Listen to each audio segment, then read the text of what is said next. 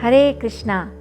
Ekadasi Vrat is one of the most auspicious ways to please Sri Hari Vishnu and attain his unlimited mercy for advancement in spiritual life. Nirjala Ekadasi occurs on the 11th day of the waxing moon in the month of Jyeshtha. It will be observed on Monday, 21st June this year. The glories of Nirjala Ekadasi have been mentioned in the Brahma Vaivarta Purana. This is the most important and pious Ekadashi by which a person can attain the virtues of all the 24 Ekadasis observed throughout the year.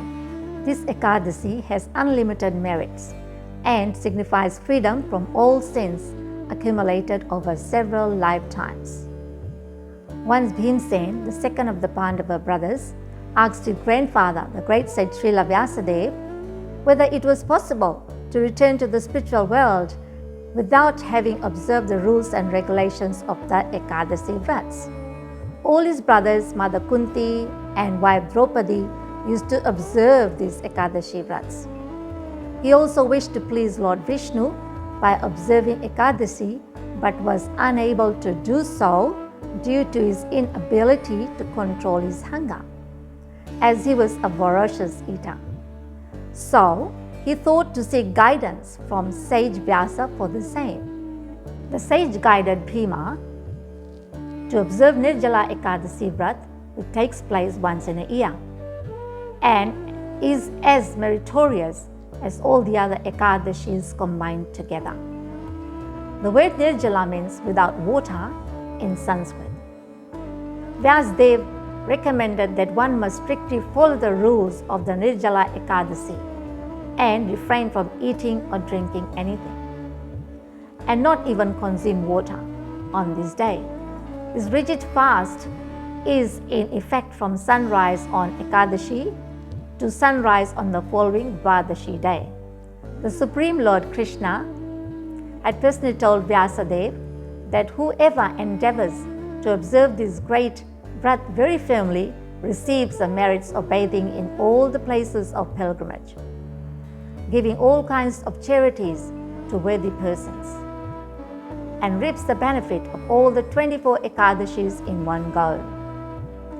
Such a person achieves all opulence and health and becomes free from all kinds of reactions to sinful activities of several lifetimes. And at the fearful moment of death, even the terrible Yamadutas will refuse to approach him.